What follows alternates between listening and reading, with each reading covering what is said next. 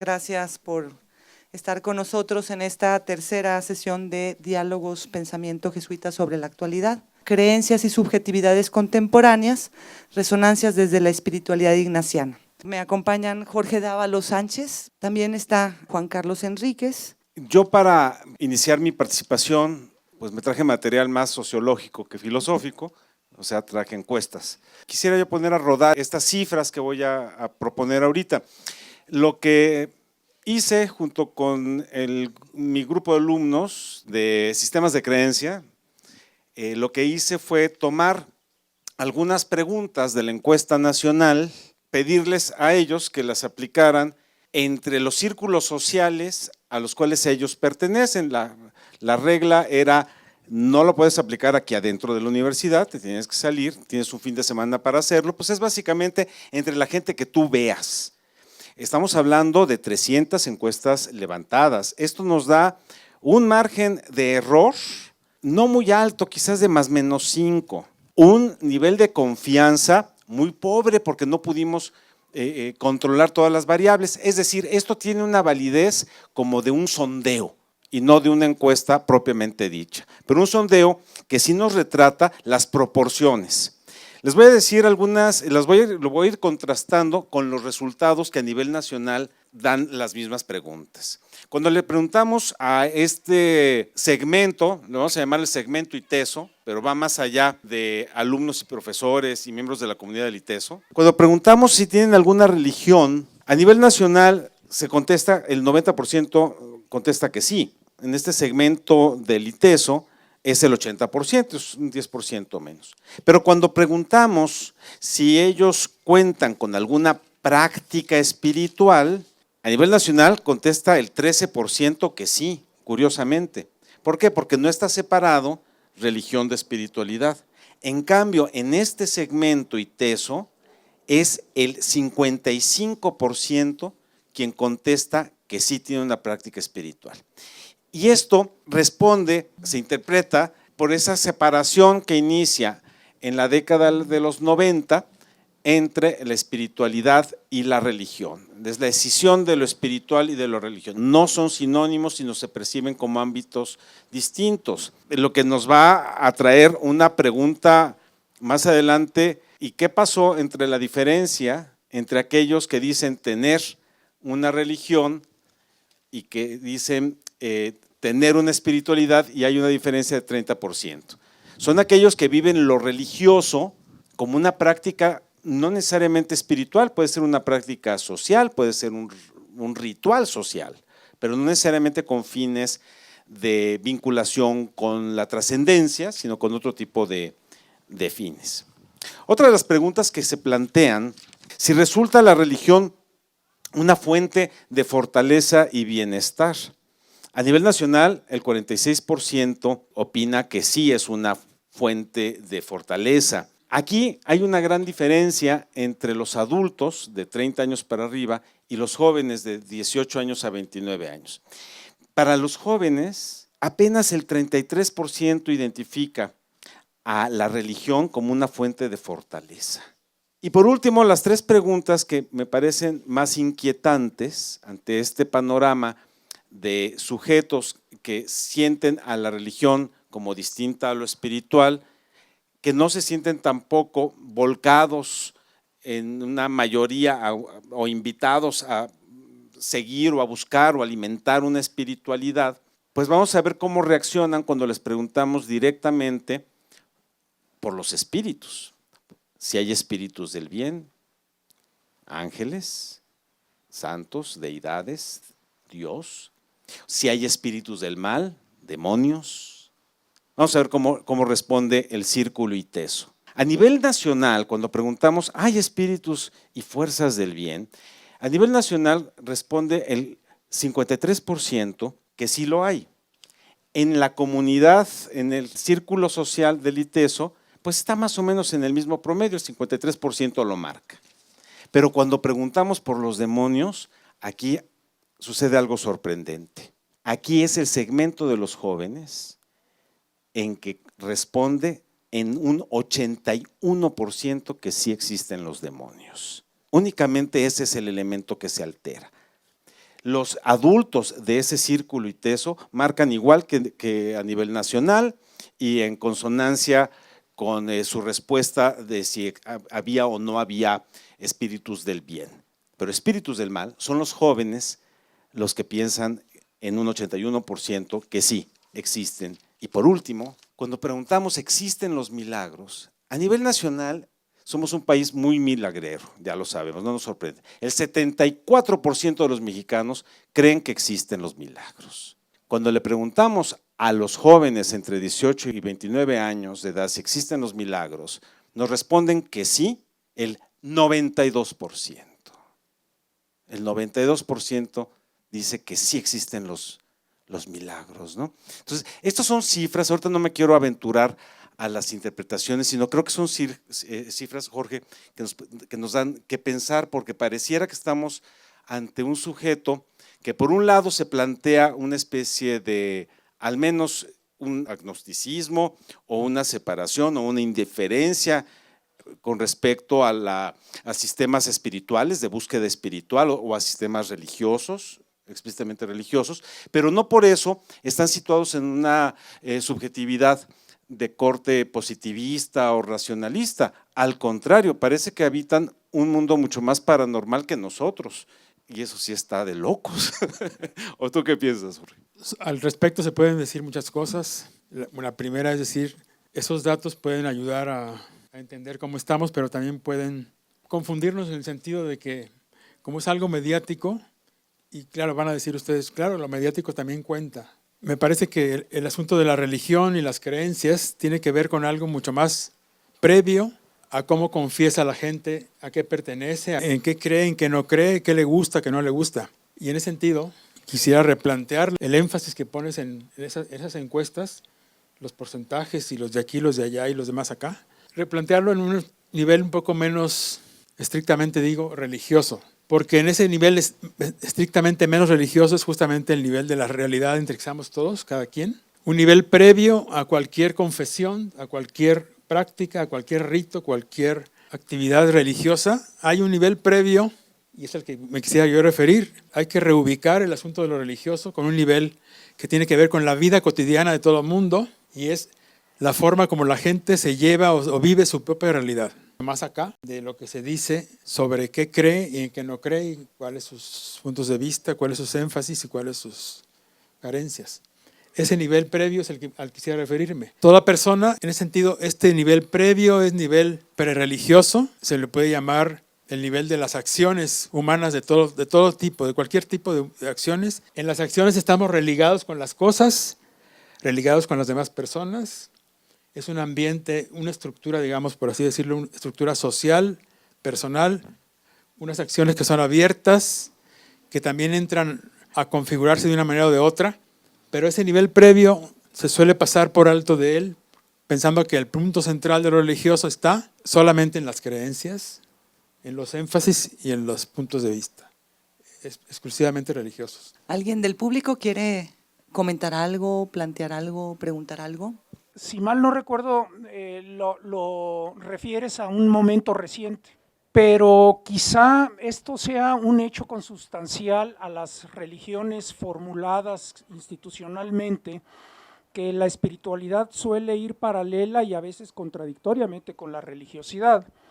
Afortunadamente la historia de las creencias está surcada de estas tensiones. A mí me parece que es constitutivo del tema que tú planteas, religiosidad y espiritualidad, desde siempre, que claro, se contextualizan históricamente de manera distinta, se toleran más o menos también, pero que es un hecho, digamos, constitutivo de esta reflexión, de esta discusión y del fenómeno religioso probablemente. A nivel prerreligioso, como que constitutivamente es cómo nos movemos en esta vida. Vamos a poder deducir qué tipo de relación establecemos. Esto me parece como muy importante.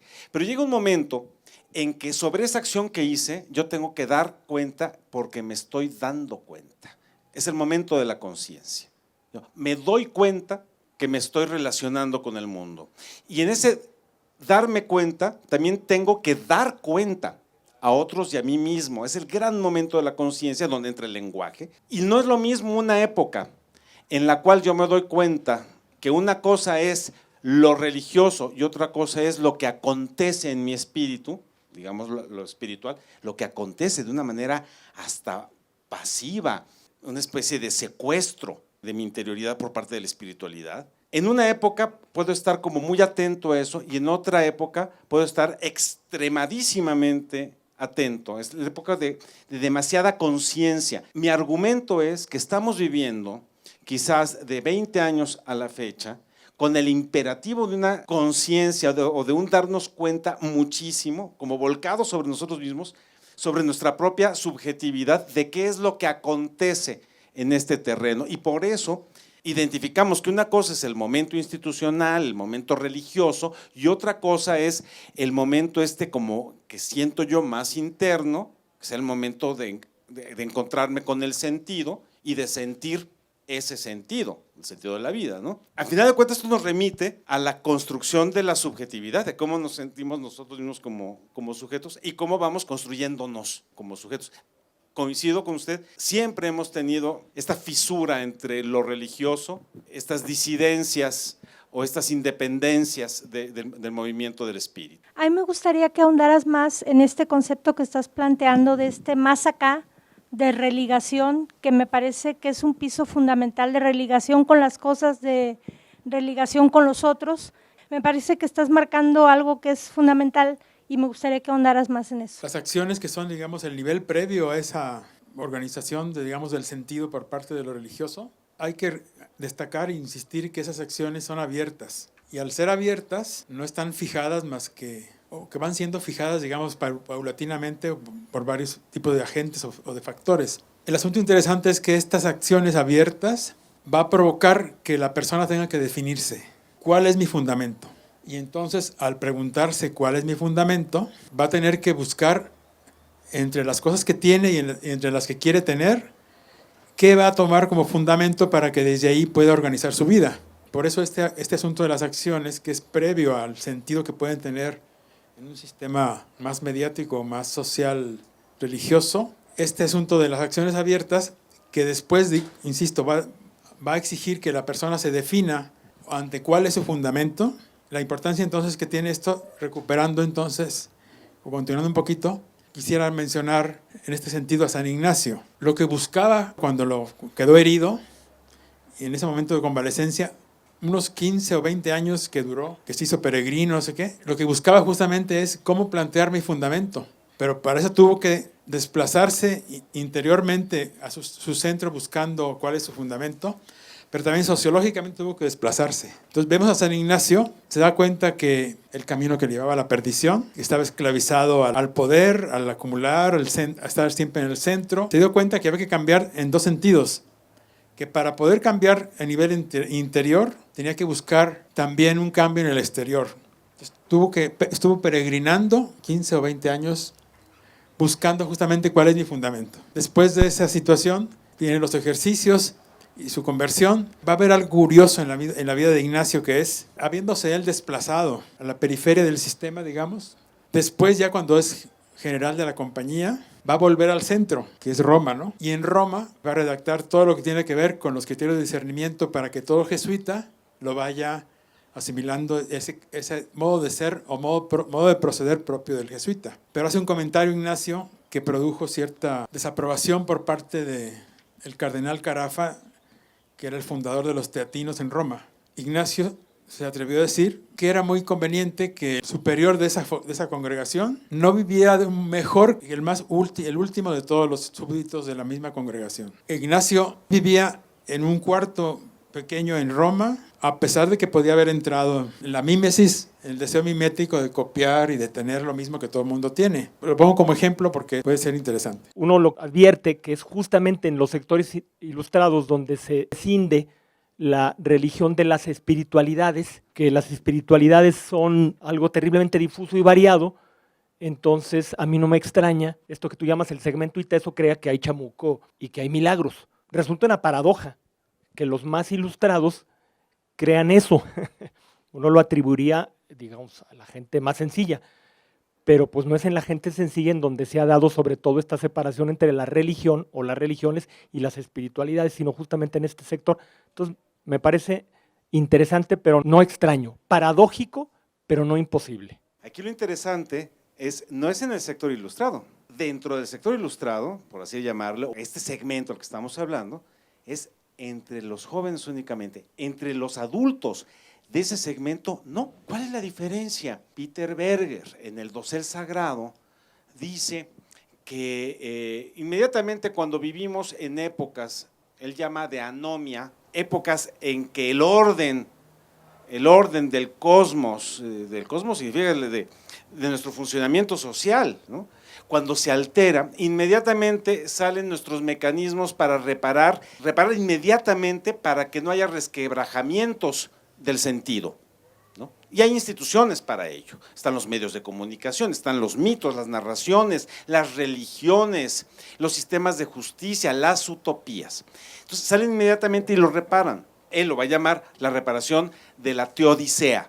Él va a usar esa palabra tomada prestada de la teología para indicar este momento. Es la reparación que hace la teodicea social. En una época en donde funciona un tipo de teodicea de corte más ideológico o utópico, en donde se puede leer la anomia o esta destrucción del sentido en clave de justicia, pues no va a salir el chamuco como explicación del mal. En una época en que se deslava la clave de justicia, pues surgen otras narrativas, otras explicaciones de la teodicea, de otras mitologías, de otras narraciones, en donde pues en una de esas sale el chamuco para explicar por qué existe el mal, ¿no? O sea, al final de cuentas, cualquiera de las explicaciones son los grandes resanadores, es el trabajo de albañilería para evitar que se despostille el dosel sagrado, el domo que permite el cosmos, ¿no? Para Berger. Lo que llama la atención ante esto es una generación que no cuenta con un techo, con una teodicea en clave de justicia, sino en clave de otro tipo de mito para explicar el mal. Y lo que está saliendo es el mito del espíritu del mal, del chamuco, que es altamente desmovilizador, por cierto. El chamuco es muy desmovilizador, no puede hacer nada más que un exorcismo y es bien ineficiente eso. Definición de religión, espiritualidad, para mejor entendernos. La religión tiene que ver con una serie de prácticas, suponiendo que hay ese nivel previo al que me he referido, que hay una especie de religación con el poder de las cosas y la realidad. La religión sería la plasmación de esa religación en prácticas, en cosmovisiones, en ritos. Entonces, todo eso es el ámbito de lo religioso. La espiritualidad sería más bien una experiencia personal de identificación con esos elementos que aparecen en el cuerpo, en el corpus, digamos, religioso. Yo sí lo podría distinguir entre los dos, para comenzar hablando de eso. Son de esos conceptos que pues ahora sí depende de dónde queremos verlo. El primero que detecta esta división entre espiritualidad y religión es un sociólogo norteamericano que se llama Wade Clark Ruff, y él lo detecta precisamente en una encuesta. Empieza a detectar que hay una incoherencia en los estadísticos, y ya se mete al trabajo que no hicimos nosotros, que es meterse a investigar cualitativamente qué es lo que está pasando. Esto lo descubre muy tempranamente, a inicios de 1970, es cuando lo empieza a descubrir y elabora toda su investigación para notar que en Estados Unidos, en concreto en California, hay una separación porque ha emergido un nuevo sujeto, y él le va a llamar ese sujeto buscador, es el searching subject. Es alguien que ha tomado como tarea y como urgencia encontrar un sentido que la institución no le puede dar. ¿A qué institución se refiere? A la religión. Entonces, en ese marco, un sistema religioso es una organización de la creencia organizada, muy a la Durkheim, porque Durkheim va a decir, lo que me hace una religión no es ni siquiera la existencia o no existencia de Dios, hay religiones sin Dios, ¿no? Ni siquiera la espiritualidad. Durkheim dice, no, puede o no puede haber, puede estar consciente o no consciente de la espiritualidad. ¿Cuál es la forma elemental? Va a decir Durkheim, de lo religioso va a ser la efervescencia colectiva que permite la creación de una comunidad moral, es la comunidad moral, cohesionada, la gran cohesión social a través de la efervescencia, ¿no? Entonces, ¿qué es lo religioso? Depende de dónde queramos verlo. ¿Qué es lo espiritual? Lo mismo. A mí son de esas definiciones como fe o espiritualidad o religión, que incluso a nivel personal yo no puedo tener una sola definición, depende de hablar como para qué. Pero para estas cosas que estamos abordando, yo creo que para estos sujetos, religión implica una organización, implica una institución, una tradición, es un edificio que rebasa mi generación, a la cual yo nazco y yo nazco ya inscrito. En cambio, para muchos de estos sujetos, ¿qué es la espiritualidad? Es una búsqueda, es algo que yo salgo en pos de ello. No es una institución, no es una organización, no es algo, no es una tradición, ante todo es una búsqueda. Y por eso yo puedo encontrar lo espiritual en abrazar lo que para otros es totalmente profano. Pues para mí yo tengo la habilidad de sacralizarlo, de convertirlo, no sé, abrazo un árbol, no es un árbol, abrazo al árbol, ¿no? Esto que decía Mircea Eliade, ¿no? Porque lo he convertido en algo sacro. Pero fíjate que ahora soy yo, y no la comunidad, y no la organización, y no la tradición, quien encuentra ese sentido, quien dispensa el sentido, ya no es una fuente religiosa, sino es mi propia búsqueda. Pero insisto, esto en este marco. Ya lo que a nivel personal, pues sí, yo coincido soy de la generación de Jorge, o sea, no, para mí es inseparable, o sea, no puede haber religión sin ser espiritual, y si lo es es que se falseó la religión en el momento que no sea espiritual, ¿no? ¿Qué pone en riesgo que esta nueva generación, al no encontrar respuestas en las instituciones, esté en esa búsqueda? ¿Hay algo que atente contra esto institucionalizado? Si para este sujeto, si para esta subjetividad le rehúye el simplemente estar pasivamente inscrito en una forma religiosa, es porque él está atentando esa forma religiosa, esa organización, está atentando a algo que le resulta vital, ¿no? La pregunta es, pues, ¿qué es lo que ese sujeto necesita? Volviendo a eso prerreligioso, pues, ¿qué es lo que necesita? Yo lo que creo que lo que necesita en primer lugar es el sentirse sujeto de sí mismo, ¿no? Sí hay una experiencia de desempoderamiento, es decir, una experiencia de no poder accionar en la realidad, y esa es la primera neurosis con la que se está enfrentando, ¿no? La primera urgencia, el primer deseo frustrado, es no puedo accionar la realidad, ¿no? Entonces, ¿qué hago para empoderarme y poder accionar en la realidad? Bueno, lo primero, aquí es Giddens el que va, estas ideas no son mías, son de Giddens, ¿no? Lo primero que tiene que hacer es agarrarse a sí mismo, ¿no? Está en duelo, se murió a sí mismo. ¿Por qué se murió a sí mismo? Porque antes quien le decía quién era una institución que hoy en día, eran muchas instituciones, era la educación, era la iglesia, era el Estado, eran los roles sociales de todo tipo, quien le decían quién eres, para qué eres, qué has de hacer. Todo el programa de tu vida te lo resolvía la institución.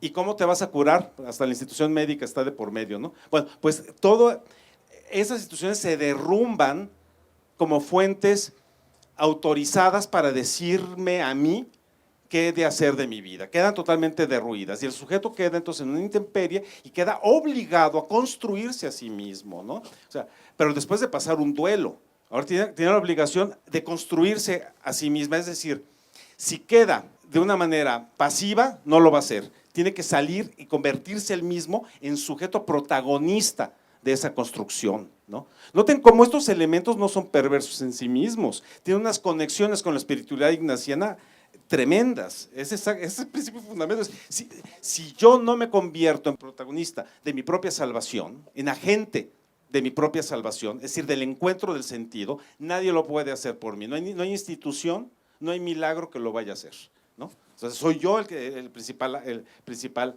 agente para tener el encuentro con el sentido, ¿no?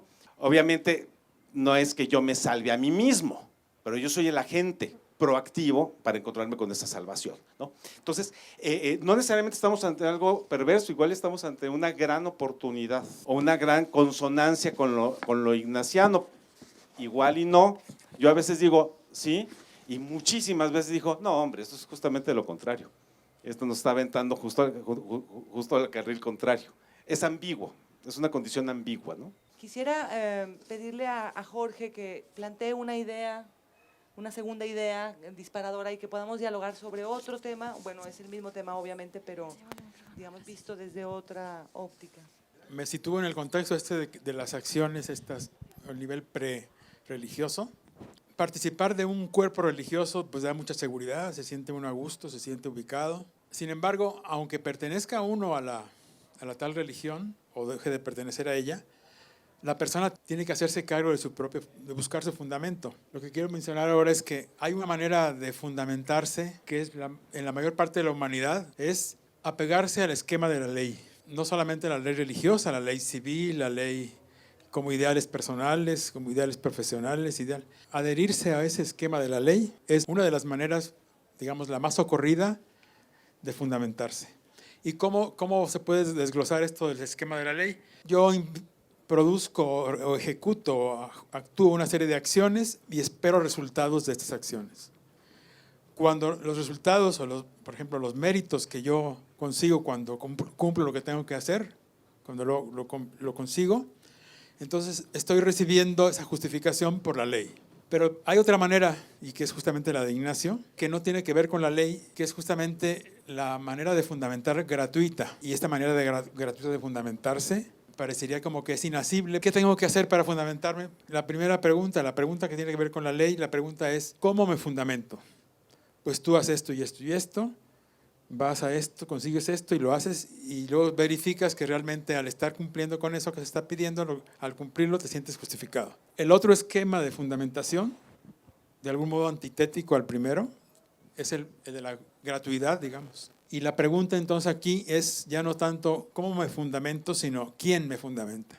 Y aquí entonces el quién me fundamenta conecta con la relación personal, en este caso de Ignacio, con el seguimiento de Jesús. Quiere vivir como Jesús, hacerse el último como Jesús lo fue, y para eso desplazarse no solamente sociológicamente en cuanto que peregrina y es pobre, sino que en su interior busca un centro que no es él mismo, sino justamente Jesús, que es, digamos, el que se hizo más pobre entre los pobres, porque renunció a su dignidad de Dios, etc. Eso que ya conocemos de Filipenses. Conocemos el camino de Ignacio y su opción por fundamentarse desde el seguimiento de Jesús, más en el sentido de la mayor parte de la gente, porque yo sí coincido con Jorge que la mayor parte de la gente se fundamenta desde la ley o desde los principios morales y de esas cosas. ¿Cómo tu visión de esto?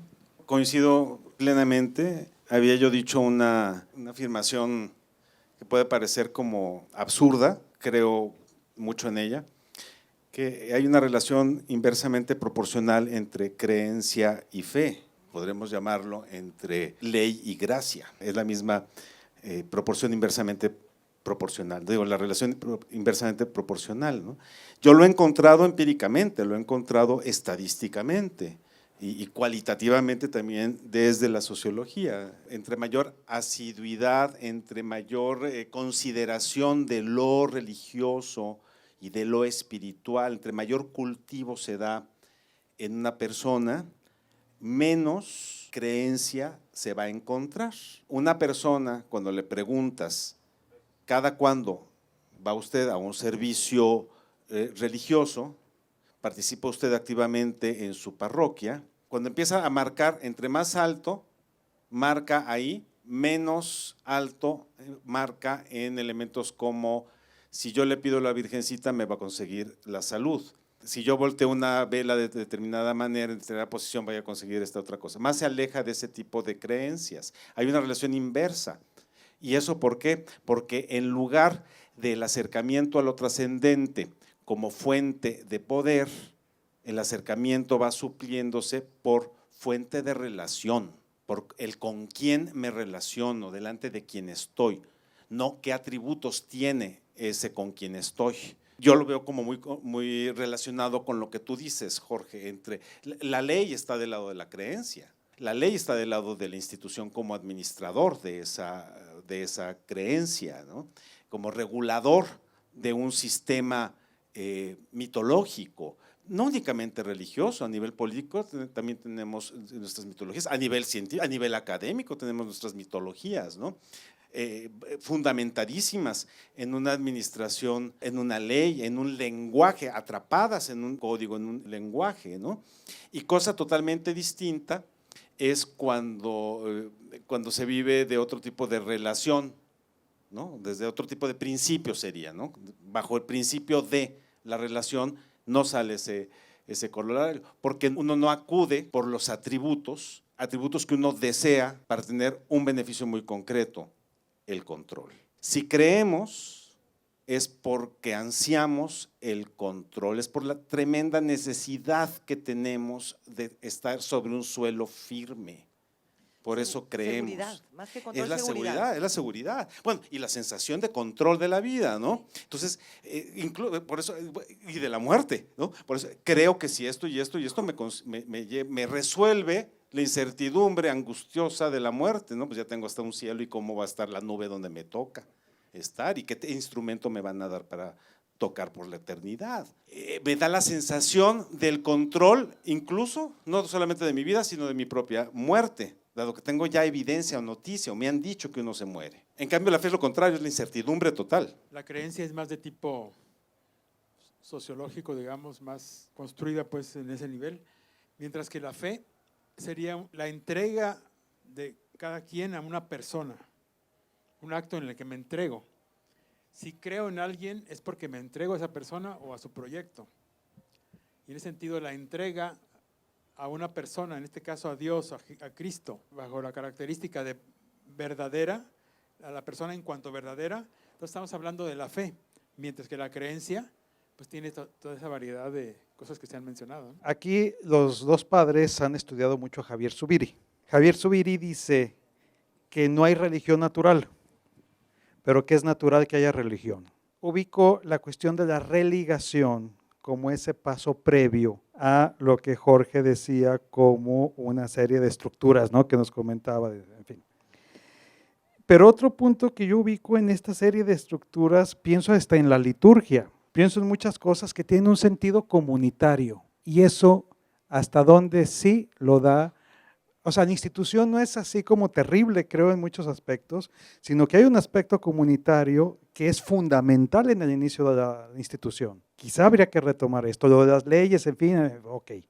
Pero, ¿qué piensan ustedes de este sentido comunitario? Y en esta frase de subir, ¿cómo la podremos entender? Hace 20 y tantos años, el padre Jorge Manzano hizo una serie de conferencias que les llamó El Diablo. Y ahí es interesante cuando decimos lo del chamuco y demás, pero también ¿qué estamos entendiendo de esto? San Ignacio maneja claramente una terminología, ¿sí? Jorge, me acuerdo en aquellas conferencias, se reservaba de decir, a ver, el mal espíritu, o como le queremos llamar, chamucos, Belcebús, todo lo que ustedes quieran, hasta donde, dice, el riesgo es ubicarlo como una entidad totalmente distinta del hombre, porque entonces sí hay una concepción y hay una experiencia del mal moral que hay que ubicar, ¿no? Para mí, Ignacio lo llama el mal espíritu. Con esa salvedad, nunca lo dijo con la salvedad que decía Jorge Manzano, ¿no? En esto. ¿Ustedes qué piensan al respecto? Y lo último, casi han hablado un poco de los milagros que se mencionó al principio en la encuesta.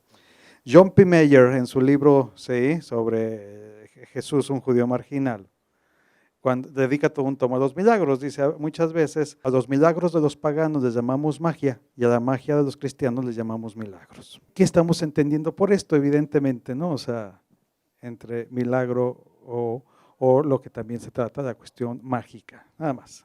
Fíjate que curiosamente, Durkheim, cuando se hace la pregunta, ¿qué es religión? ¿Qué es lo religioso?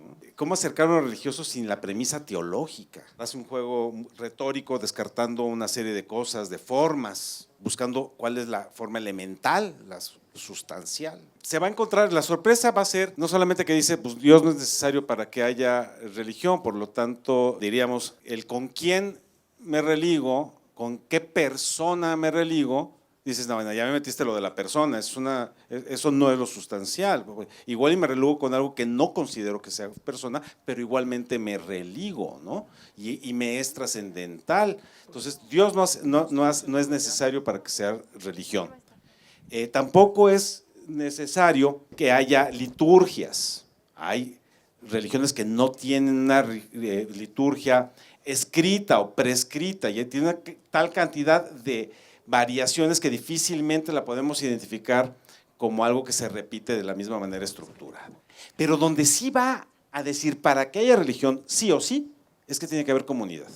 Donde no haya comunidad, eso es otra cosa. Hay cosas sobrenaturales, intervenciones, afirmaciones que salen extraordinarias en todas, pues en algunas sí, en otras no. Hay magia en todas, sí, pero la magia en sí misma no es religiosa. Esto es lo que es curiosísimo. Para Durkheim mismo, la magia, el milagro, la intervención en sí misma no es ninguna marca esencial de lo religioso. En cambio, la comunidad, como dice Arturo, sí, la comunidad sí es totalmente. Ahora, que la comunidad se identifique con una institución organizada es otra cosa. Hoy en día vivimos en un mundo en donde el sujeto se va desplazando entre distintas comunidades, de tal manera que no pertenece a una comunidad. Es más, la noción de pertenencia le estorba para poder fluir entre las distintas comunidades que él sabe que en las que puede estar. Entonces, la relación no es de pertenencia, sino que es de participación. Yo participo de esta, de tal a tal hora, ahora de esta, y no soy ningún esquizofrénico. Pero en el momento que yo le pertenezco a una comunidad, en ese momento se limita mi fluir social, ¿no? Entonces, ¿quién puede abrogarse el derecho de que tenga una pertenencia sobre mí? Porque hay normativas, porque hay estructuras que me dicen no andarás de comunidad en comunidad porque entonces me eres infiel. Eso sí es propio de una institución, de un partido político o de cualquier tipo de institución, del matrimonio, pues eso es propio de una institución, porque no puedes andar fundando comunidades y comunidades con cuantas chavas vayas como conociendo, pues no puedes, ¿no? Pero eso no significa que no haya comunidad, o sea, no se identifica institución y comunidad. Yo creo que eso hace como muy complejo el momento actual por la facilidad de tener las experiencias comunitarias de una manera participativa y no solamente bajo la clave de la pertenencia, ¿no? El asunto de la espiritualidad tiene que ver justamente con la comunidad. Más allá entonces de la pertenencia y más allá de las exigencias de una religión cualquiera, concreta o de un tipo o de otra, la espiritualidad es la que justamente se va cultivando en esa experiencia comunitaria. Una de las búsquedas es la búsqueda de la experiencia comunitaria que no se encuentra en la religión estructura, digamos, ¿no? Por ahí hay una idea.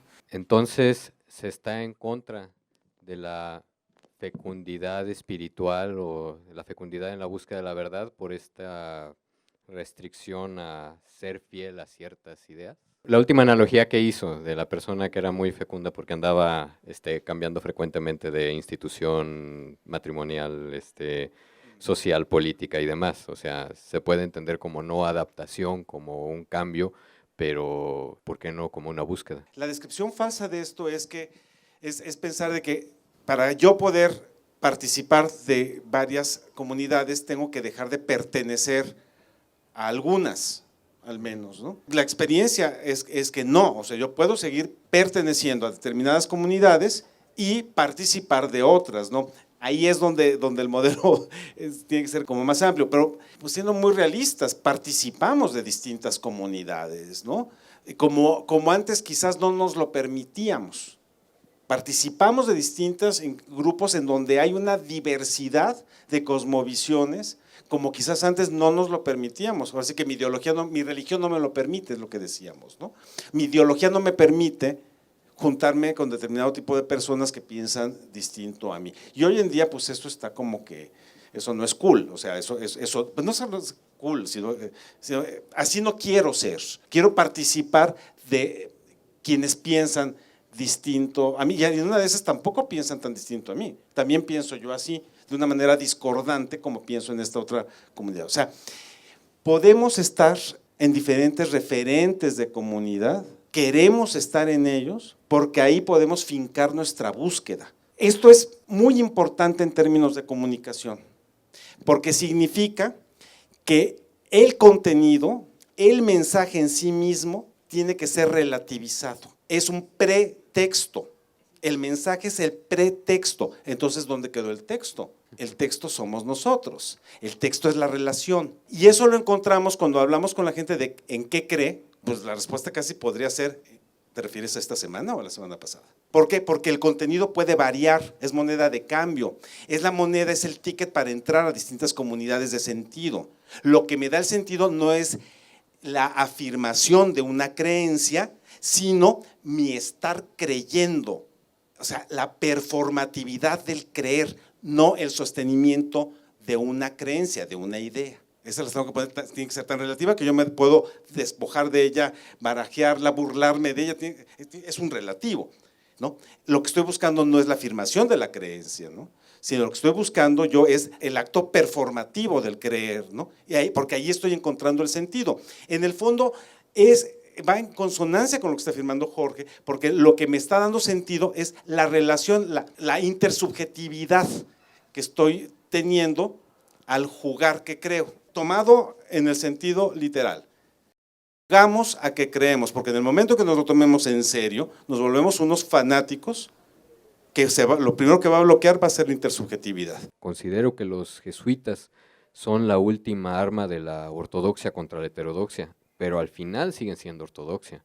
Qué bueno que se hile tan fino, pero ¿por qué no se pone en su lugar a los que hacen nudos gordos, gordianos, viejos y que apestan a cirios de iglesia?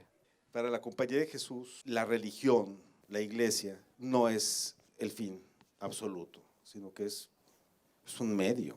Ser jesuita no es ser el soldado de la iglesia, es una falsísima imagen, ¿no? No somos soldados de la iglesia. O sea, tratamos de prolongar una experiencia personal, irrepetible, valiosa, y hacemos muchas cosas para que esa experiencia se siga suscitando en nosotros. Pero esa experiencia no es idea, no es institución, no es creencia. Al contrario, esa experiencia rompe a cada rato la creencia y la idea, la rebasa, y la institución muchísimas veces. Ahora, sucede que esa experiencia sucede en el seno de una institución. Es una paradoja. No solamente eso, sino que esa institución malévola desea que siga viviendo esa experiencia así de suelta, o sea, así de anticreencia, la desea. Quizás lo que nos funciona mucho es que vemos en la iglesia una especie como de estructura, pero vemos nada más una parte como de estructura estructurante, cuando no solamente es una estructura que estructura, sino que es una estructura que es estructurada, o sea, que se está estructurando desde una experiencia. La misma iglesia es una estructura estructurada, no solamente una estructura estructurante. Nos cuesta mucho trabajo vernos así. Al final de cuentas, todas las estructuras que tenemos los humanos son así. La universidad es una estructura estructurante, sí, pero está estructurada. ¿Quién la estructura? Esperemos que la experiencia. Lo que pasa es que la experiencia nunca se ve, no es fácil ver la experiencia, ¿no? Hay mucha ley encima que nos impide ver, son como árboles que nos impiden ver. Mencioné hace rato sobre la conversación que tuvo con el cardenal Carafa, que le dijo, pues bien, usted que es el superior de la congregación, no tiene por qué usted vivir de modo distinto al último de sus súbditos. La moraleja sería entonces que los jesuitas, en cualquier obra que estemos, no tenemos que vivir un estilo de vida de acuerdo con el nivel social en el que se está la institución, sino que puede vivir fuera, en un lugar más modesto y más cerca de los pobres. Porque Ignacio, por ejemplo, no cayó en la trampa de, como trataba con cardenales, pues vivía en un palacio. La recomendación quizás para los jesuitas en este caso sería que podamos entonces aceptar este desafío de Ignacio apropiándonos pues de este regalo que es la espiritualidad ignaciana, pero sin querer vivir al estilo de vida o el nivel de vida de la mayoría de las instituciones de la compañía en las que trabajamos. Es un desafío tremendo. No sé si alguien quiera decir alguna última palabrita, tanto de ustedes dos como del público, y si no, pues damos por terminada la sesión. No sé si hay algo más. Parece que no, pues muchas gracias.